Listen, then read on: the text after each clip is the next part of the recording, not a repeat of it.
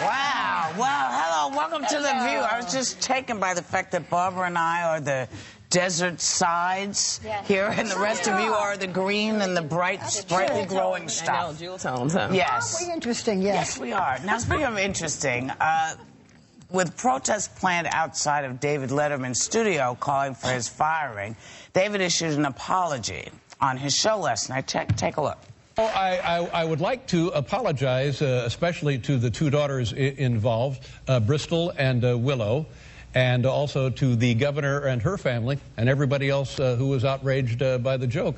I'm sorry about it, and I'll try to do better in the future. Thank you very much. Good for him. So that was I'm an really apology. glad that he came and apologized, and that it wasn't this big standoff and you know, got into the whole ego thing. So I'm glad David came. I think now we need to go back to having a sense of humor. Otherwise, we're going to look like an AA meeting everywhere. I mean, really. It's like, let's have some fun now again. It got a little serious with this. Let's just talk about her response, too, which was interesting.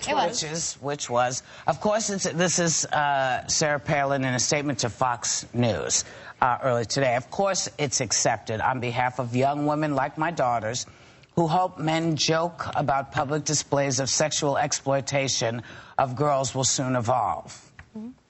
Letterman certainly has the right to joke about whatever he wants to, and thankfully we have the right to express our reaction.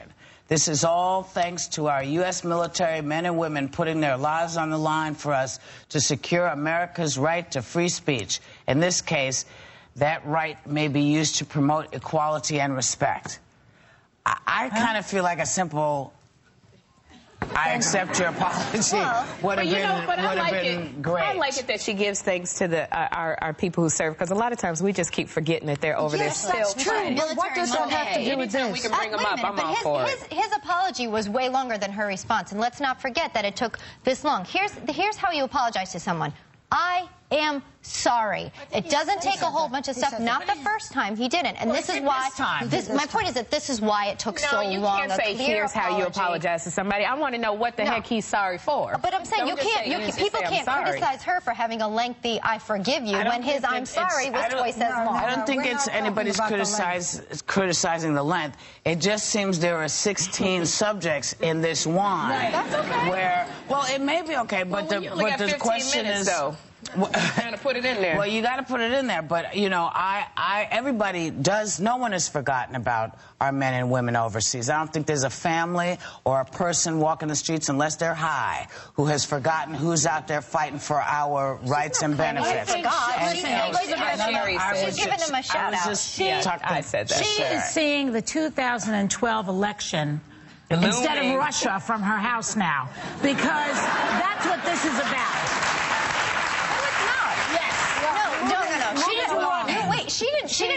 She didn't ask for this discussion to be had right now. But she dragged it out. No, she didn't. No, she didn't. It took him a long time to give this apology, which was right and nice.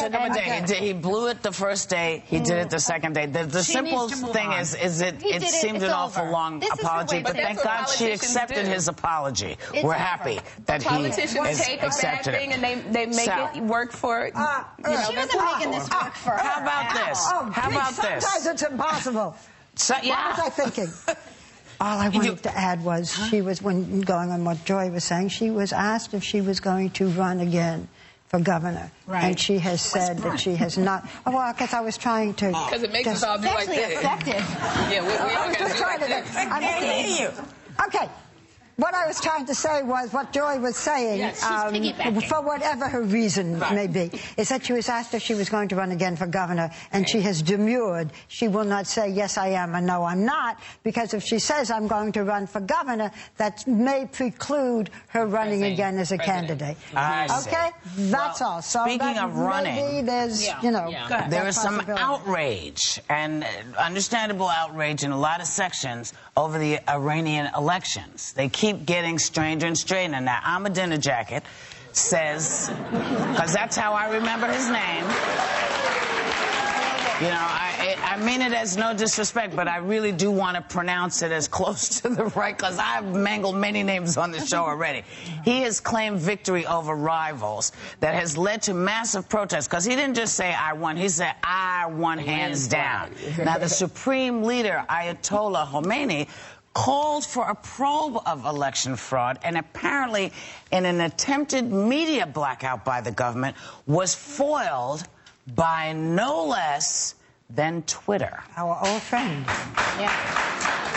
So 3 Twitter users have applauded. Because the rest of you don't care. No, it was all over Twitter yesterday. Twitter is, in a certain way, true democracy, because anyone who has one of these little gadgets can respond. Yes. It's a fantastic little device. Especially if you're... I'm sorry, Sherry, go ahead. No, I was just going to say, even with Twitter, somebody got on Twitter yesterday said, you know, they were upset because Ahmadinejad had said, you know, this is just like a little, people mad, like a soccer rally. They're just dust. And he said, no, we showed him a sandstorm. And this was on Twitter. I mean, one of the great things that the Internet, and this is one of the positive things we can actually say about the Internet, is that it has given people in countries that have been repressed a way to get information out. Right. And as much as I detest Twitter for all of the I'm in my shower and I have no hair on my pubic. What? You know, What? She's saying that that's what people tweet. That's what people tweet. That's what people tweet. That's what she would say. I'm like, we don't tweet that. There's never been a tweet of ours. I would like Sarah Palin to explain that, and I'll be totally with her. But I'm saying it's the foolish tweets that we kvetch about on this show oftentimes. It's the dumb tweets.